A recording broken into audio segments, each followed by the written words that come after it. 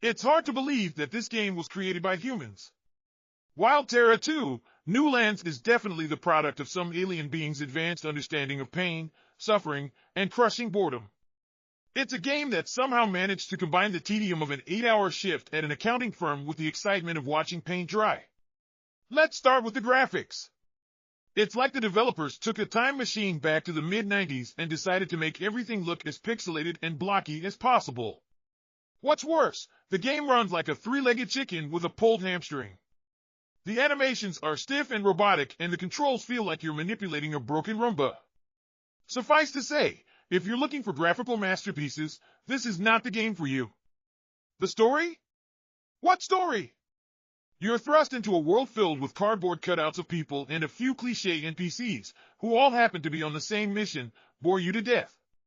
While the concept of an open-world survival game with RPG elements is promising, the execution is woefully inadequate. This game brings new meaning to the phrase repetitive grinding. By the time you reach level 20, you'll be ready to beg the developers to delete your save file so you can start playing something that won't leave you wanting to gnaw your own arm off. The massively multiplayer aspect of Wild Terra 2, New Lands is where the game really loses all hope.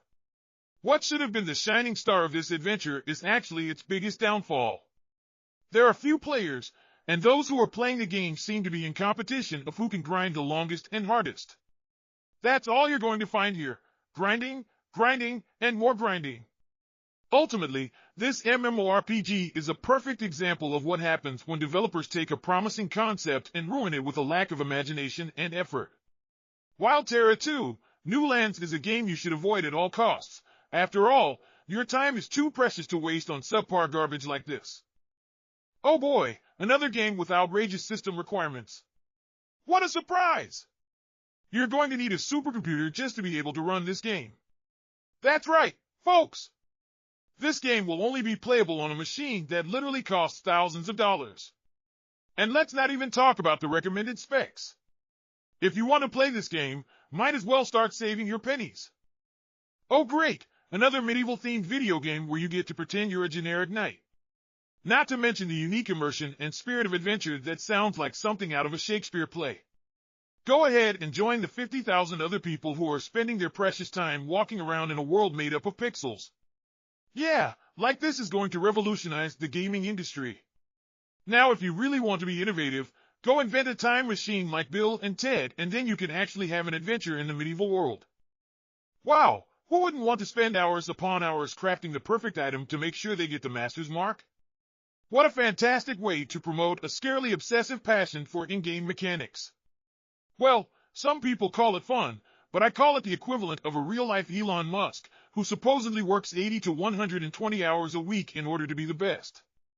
Not for me, thanks! What a great feature! Nothing like spending your hard-earned days in game grinding to get the perfect combination of pet bonuses. Forget about experiencing the world and all its content. You're better off in Asmongold's world where you just run around and pick up pets. The perfect pet combination is right around the corner. Just keep grinding, and you'll find it eventually, just like when Elon Musk finds enough money to build a world-dominating cyborg army. Well, what an incredible feature! You get to risk your life and venture off to a plague island, all in the comfort of your own home. What a genius concept! Whoever thought of this should be awarded a Nobel Prize. Oh wait, that already happened, right? To the same guy that said there's a coronavirus vaccine in 15 minutes. No wonder this game is so popular. Oh, wow! What a great leveling and combat system!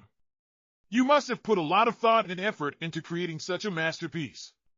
It's so cutting edge that I'm sure pro players like Asmongold would have no problem figuring out the nuances and mastering the skill requirements. It's really a shame that he's been too busy stream sniping in his favorite games and trolling chat to put in the necessary effort.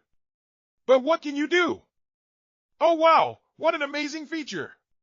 So you can choose whether you want to risk your loot in dangerous dungeons or play it safe in safe zones? I mean, that's almost as good as deciding to be as reckless as Elon Musk and starting a colony on Mars, only to realize that the planet is uninhabitable. What a great way to try to justify the risk! I'm sold! Not!